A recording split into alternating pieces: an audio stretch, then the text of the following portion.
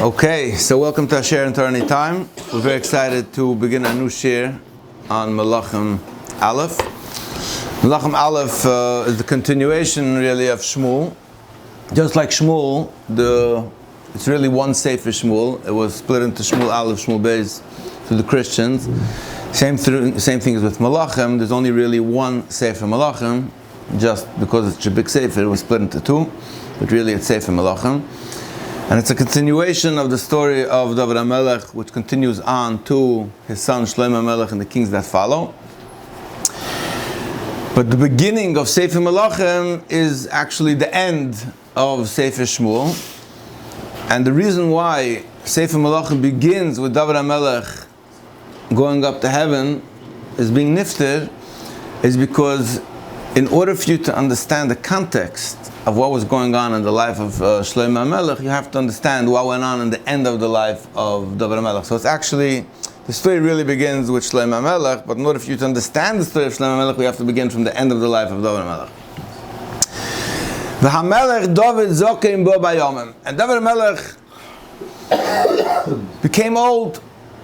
Now Chazal say that what does it mean he was old? He was 70 years old, but even though 70 wouldn't theoretically be that old, but he was aged. He was bo bayomim, just like it says by Shmuel HaNavi, that he was nifter when he was 52 and he was old, because Hashem aged him. Same thing was with David HaMelech. He fought so many battles that he aged. They covered him with clothing, but it didn't warm him.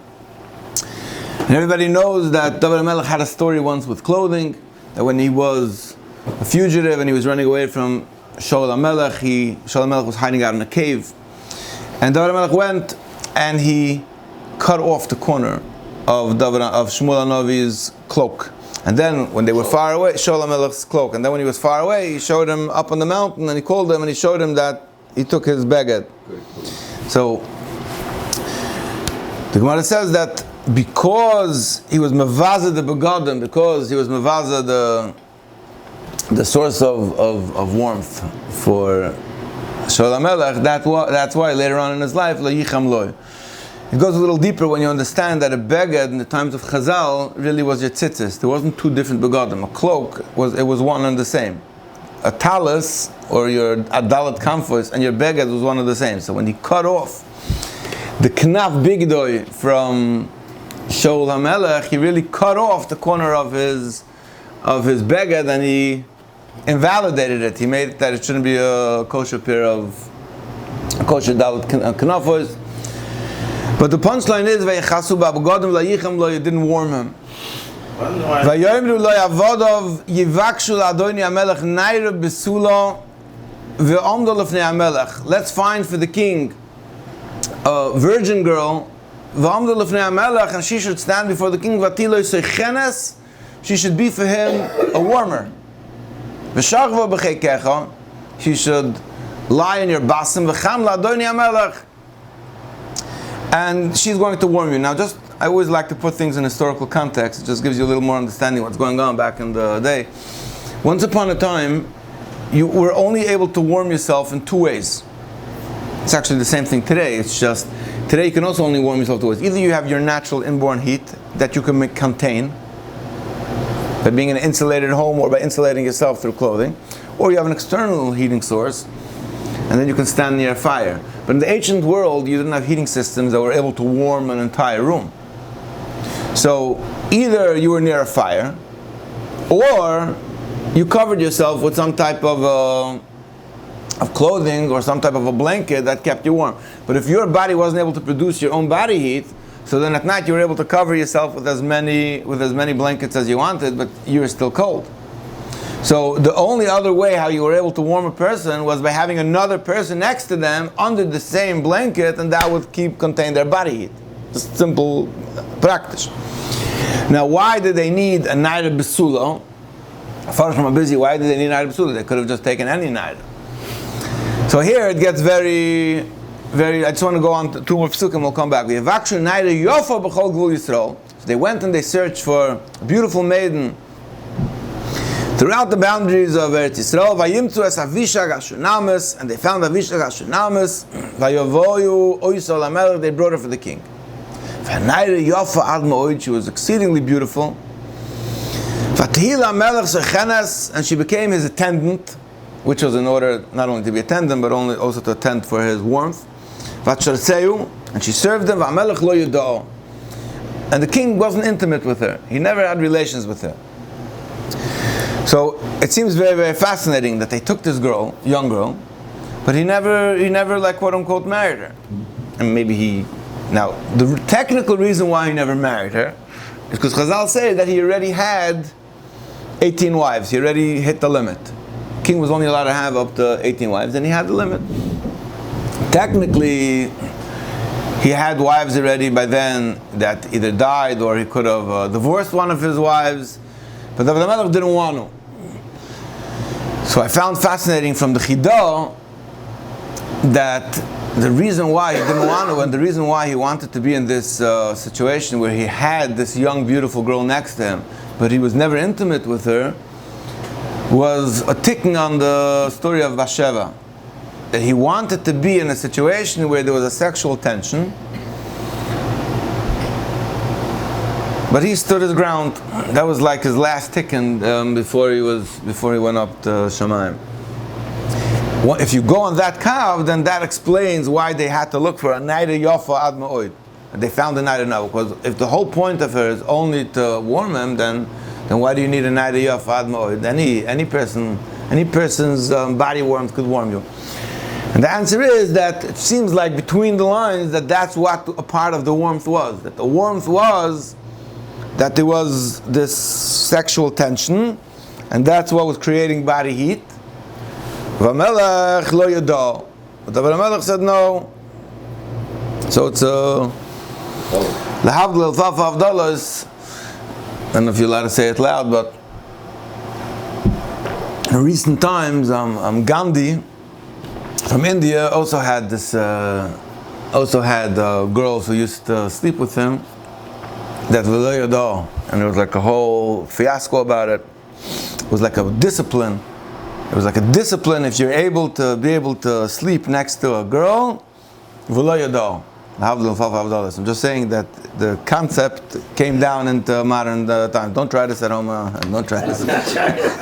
Don't try this at home. Adoniyahu ben Chagis. Anyway, so Adoniyahu ben Chagis. Adoniyahu is the son from David HaMelech. Misnasei leimois. Adoniyahu, he's really the next bechor in line, and he suddenly, he starts exalting himself, putting himself up there, and he says, I'm going to be next king. How do you proclaim yourself king? How does it work?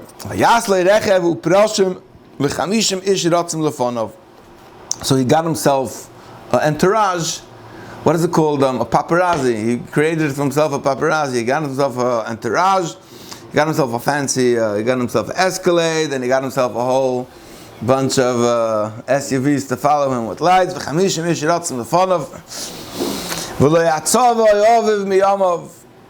And all of his days, his father never gave him musar, never made him sad. Why are you doing that? Never ever told him, hey, why are you doing that? Never held him accountable. Number one. It's also very beautiful. And he was born after Avshalom. So he had three, let's call it vices going against him. Number one, his father never gave him musar. Probably the reason is because Avshalom. He was almost like his father saw him as if like Avshalom got killed, and his father saw him as a toiv toyad, beautiful child. He was almost like the place of Avshalom. Second chance, right? And his father was afraid that if he's going to give him musar, then he's going to end up the same way Avshalom did. And when you don't give musar to a kid and he's beautiful, then he taka does. It's like if you want to mess up your kids, the pasuk tells you, don't give them musar. And that's why he thought that if my father never gave him a musar until now, he probably loves me to pieces, so he wants me to be the king. Not only does he want me to be king, he's not going to do anything to stop me either. And therefore, I have a green light. V'tzadek hakohen, wait, vayid dvorov, im yoyav ben tziruyav, im v'yaser hakohen, v'yaziru achri Adoniyahu. So, he went to Yoav ben Tzeruya. Now Yoav ben Tzeruya, everybody remembers, is the old general. He's the general who on the one hand was extremely loyal to the kingdom, to the Yidden.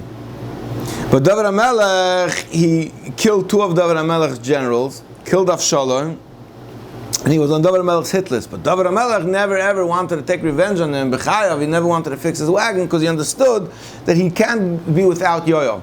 And the one time he did, when he sent what was his name, Amasa, when he sent the Avshalom's general, he wasn't able to take care of Bichri, whatever his name was, Yehuda ben Bichri, whatever his name was. He wasn't able to take care of him, and Yoav is the one who actually came and took care of it. Tzadok HaKohen of Yoav ben Yehuda v'Nosna Navi v'Shimi v'Rei. Wait, so he got Yoav ben Tzeruya and Avyasar HaKohen v'Yazach. He got them on his side. Now Avyasar was also a Kohen, was a big tzaddik, but he was an Einikel from Eli HaKohen, and in the story there with the Aron, he asked the Urim V'Tumim, and the Urim V'Tumim didn't respond, and therefore Tzadok HaKohen was announced that Tzadok HaKohen was going to be the future Kohen Gadol. So Avyasar knew that under Shlomo HaMelech he's not going to be Kohen Gadol.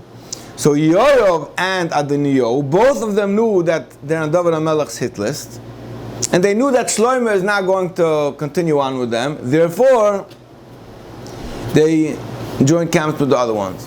Plus, according to Chazal, Shlomo HaMelech was only 12 years old. Adoniyahu was older. So there was enough makom to rationalize and say that Adoniyahu should be the king, plus he's the Bechor, so they joined the other camp. Tzadok HaKohen of Yoav ben Yoyadov and Asna Navi v'Shimi v'Rei Yagiboyrim Asher LeDavid lo Hoyom Adoniyahu. So this is interesting that Shimi was also on David HaMelech's hit list, did join camps together with Shlomo HaMelech. He did not join Adoniyahu.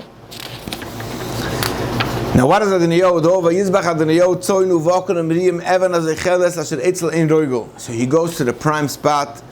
That's where there was running water. He brings fat steaks. Vayikres kol echov bnei HaMelech. He brings all of his brothers, all of the royal family, Chol anshe Yehuda avdei HaMelech. V'esnosan hanavi of Yoav ben v'esagiboyrim v'shloimo achiv lo yikoram. He doesn't call Nosan hanavi, who was the one who prophesied. Don't forget that Nosan hanavi is the one who gave the Musar to David HaMelech about the whole story of Bathsheba, but he was also the one who told him that Shlomo is going to, that the son that's going to be born is going to be the king. Adoniyahu, which was loyal to David and all of the warriors, and Shlomo he didn't call. Aim Shlomo, Leimur, Alo Shemata ki Malach Adoniyahu ben Chages, v'Adonenu David lo Yada. Did you hear? So Nosan hanavi knows that his prophecy is not being fulfilled. So he went to help along his prophecy. He went to help his prophecy happen. So he goes over to Bathsheba and he says, "Did you hear that somebody else has taken over your son?" I'm going to give you an advice. I'm going to give you advice how to save your and your son's life. Why? Because in all probability, if Adoniyahu is going to be king, first thing you do is you dispose of your rival. So he's going to take you out. Go to the King David. Did you not swear to your maidservant that Shlomo your son is going to rule after me? Now here's the strategy. While you're speaking, Sham, Imamelech, while you're speaking there with the king, I'm going to come after you. And I'm going to back you up. I'm going to fill you in. The reason why Adoniyahu, why Nosan hanavi didn't want to come first, is because he knew that if he's going to be going on his own first to David, then Adoniyahu is going to kill him. Because he's not going to understand. But if Bathsheba is there first, and Bathsheba is a wife, she's allowed to go in, and then Nosan comes, probably you can at least say that Bathsheba called him for other reasons. So Bathsheba comes to David HaMelech in his room, and Avishag is serving the king. She prostrates herself, she bows down. What's What's going on?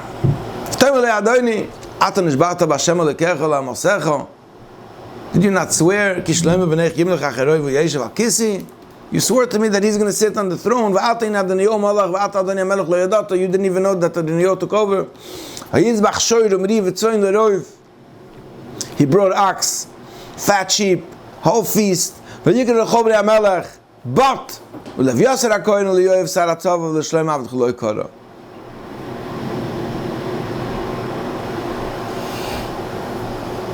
I'm sorry. He called Rav Yasser HaKohen Yoav Saratzava u'Shlomo Avdecha lo kara. He didn't call your servant Shlomo. V'ata Adoni HaMelech eini kol Yisrael alecho l'hayla mi yeshev akisa Adoni HaMelech achrei. Now, what's interesting is that she doesn't say that all the people who joined Adoniyo. All she says is that Shlomo wasn't called. She doesn't go, and a lot of times when you're upset, so you pack out the whole nasty story. Sometimes if you pack out the whole nasty story, then what you're going to accomplish is that the person who you want should help you is just going to feel defeated. David HaMelech is an old man. He's at the end of his life. The last thing he needs now is that there's a huge, that his top brass and everybody, and the whole Shevet Yehuda joined him. She kept it to a minimum. She said, Yoav and Avyasad, and Shlomo wasn't called. And the king has to tell the people who's going to rule after him. And when the king is going to be nifted, we're going to be sinned, meaning that we're going to be killed. Once you go, we're going to be killed as rivals. Or chatoim means we're going to be missing the mark. It means we were supposed to be in the position of ruling and we're not going to be there. She's still speaking to the king, and Nasna Novi comes. Here's Nasna Novi, bows down to the floor. Nassan says, my king, you said that the Neo was going to rule and sit on my throne? Because the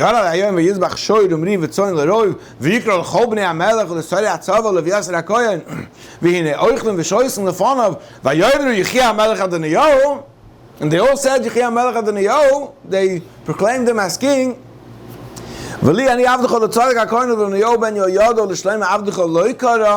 I wasn't called. Tzaddik HaKohen of Neo, Shlomo, we weren't called. If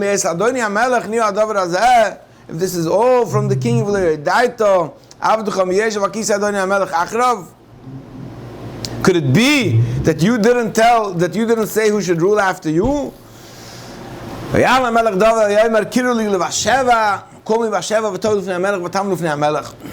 stands before the king,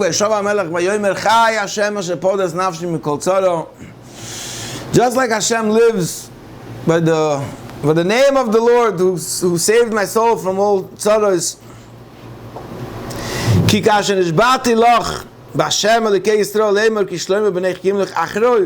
Just like I swore that Shlomo is going to rule, I'm going to fulfill it today.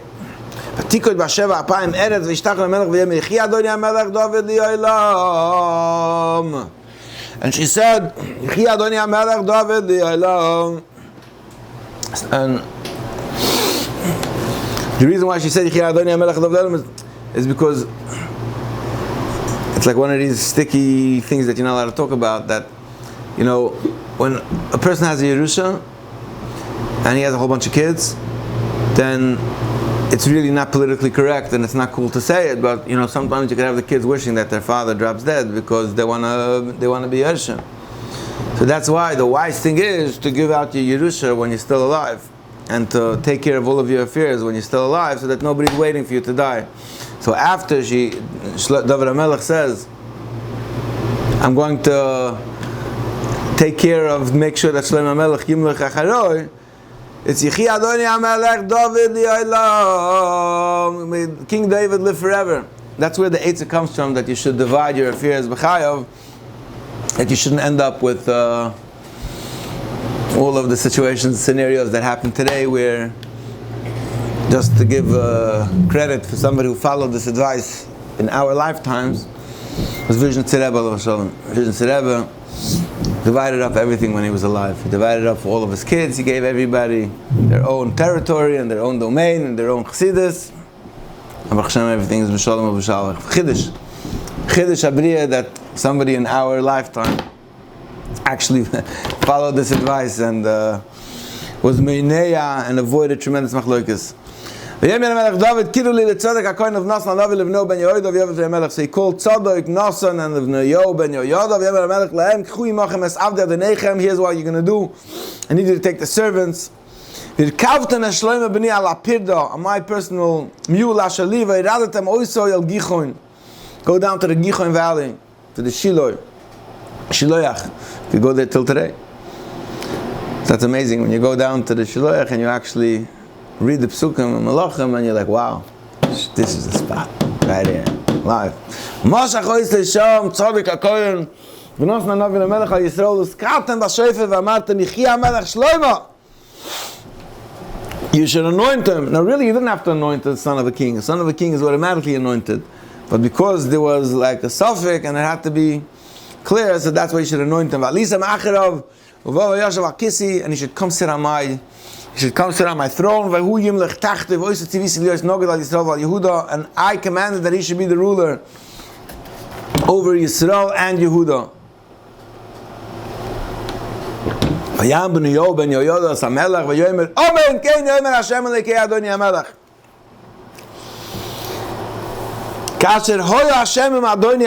Just like Hashem was with my master the king, his kingdom should be even greater, his throne should be greater than my master king. That's what Chazal learned from, that a person is not makana his son. Another makana b'vnoi. It's okay that you have a koich haben mikoich av, that people wanted that children should be. It's not a slight to the king when you tell him that his son is going to be more successful and greater and better than he was. The greatest blessing, the greatest beracha of a person is that his children should be better than he is. So they brought down the Urim v'Tumim as well. So they come down this whole entourage. So you have to imagine the scene. That Tzaddik HaKohen is coming down with the Urim v'Tumim. Nas Nanavi, who's the prophet, and they have the Sanhedrin coming. Pasha touches a crazy place. He means the slingers, means the guys who were the slingshots masters. They were like the masters, or like the sharpshooters we would call them today.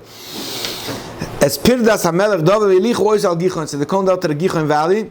Vayitach Tzadok HaKohen as Keren HaShemesh Min HaOil. So they took this horn of oil. Now, once upon a time, the way how you anointed somebody, or just the way how you kept liquid, was in a horn. It was one of the kalim, one of the vessels. How you.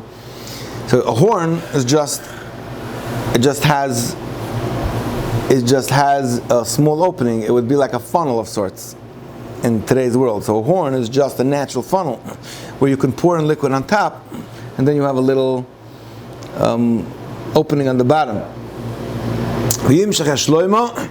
So they anointed Shlomo, which is always a sign of something major important happening. Obviously, everybody followed down the procession, and it was Shlomo with all the important people. So they were playing music, they were playing with flutes. There was a tremendous joy. And the earth burst from the noise, it shook from the noise. It's like you would say today, like bring the house down. And the earth shook from the sound, from the excitement. So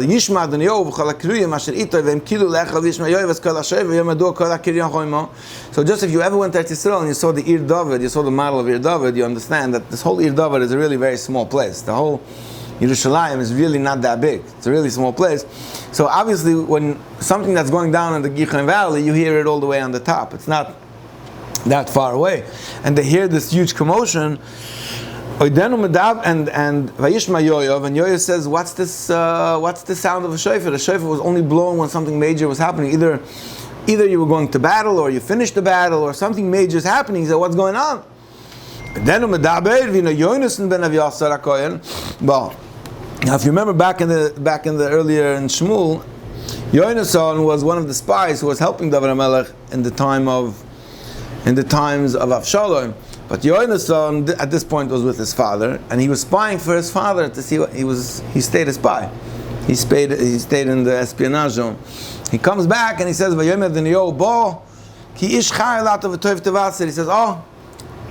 he says, you're a man of accomplishment, you're a good guy, you're a soldier, and you're going to bring Toiv Tevasser, you're going to bring good Besura. And Yonason said, I'm sorry, I don't have any good Besura to tell you.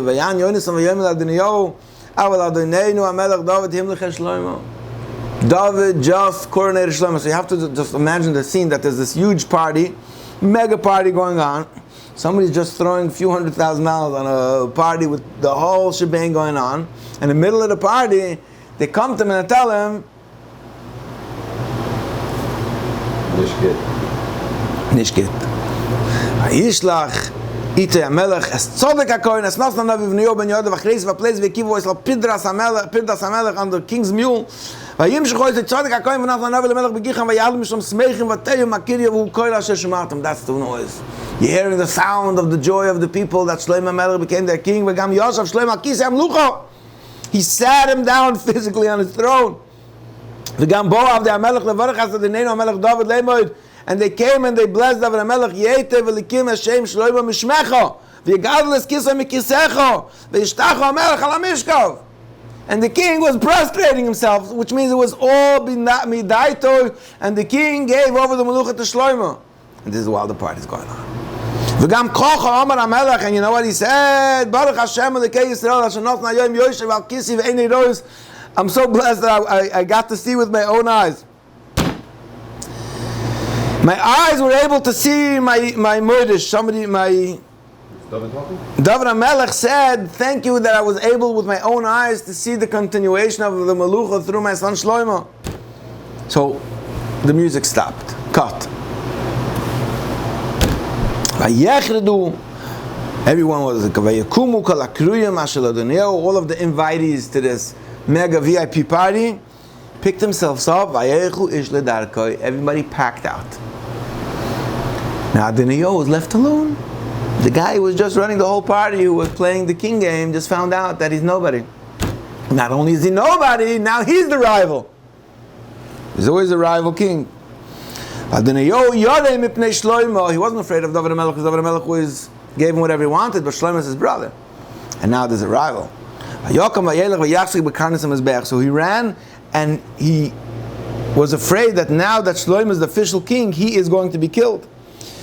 So he went and he grabbed the horns of the Mizbeach. Why? Because the pasuk it says you can't you mechal the Mizbeach, and you don't want to be mechal. You don't want to bring tumah into the Mizbeach. So it was like a protection that you're not going to get killed there. So he's grabbing onto the karnes of Mizbeach like an embassy, where this is like a safe place. But you got Shlomo leimoid hine Adoniyahu Yarei as HaMelech Shlomo. So they told Adoniyahu they told Shlomo HaMelech, Adoniyahu was afraid for his life. Hine ochaz bekarnes of Mizbeach leimoid yishav ali kayoim HaMelech Shlomo im yamas asavdei b'chorav. He should swear that he's not going to kill me by the sword. Vayoyim Shlomo, and Shlomo HaMelech told him, Shlomo HaMelech said, Im yeh leven chayil, if you're going to be a loyal man, like a soldier, lo yipil misarose arza, you'll be fine. But if you're going to do even one thing that you're going to deviate, vomei. So he basically he put him on probation. They physically took him down from the Mizbeach. Shlomo, so he was mevatel himself to the king.